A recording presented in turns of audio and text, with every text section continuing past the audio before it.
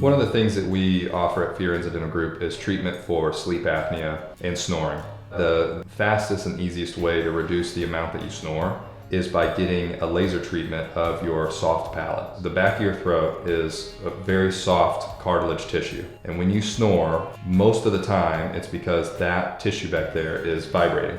Well, we have a dental laser that's very, very technique specific. It just stiffens that area of your palate. And so what that means is that it can't vibrate the way that it typically does, and that reduces your snoring.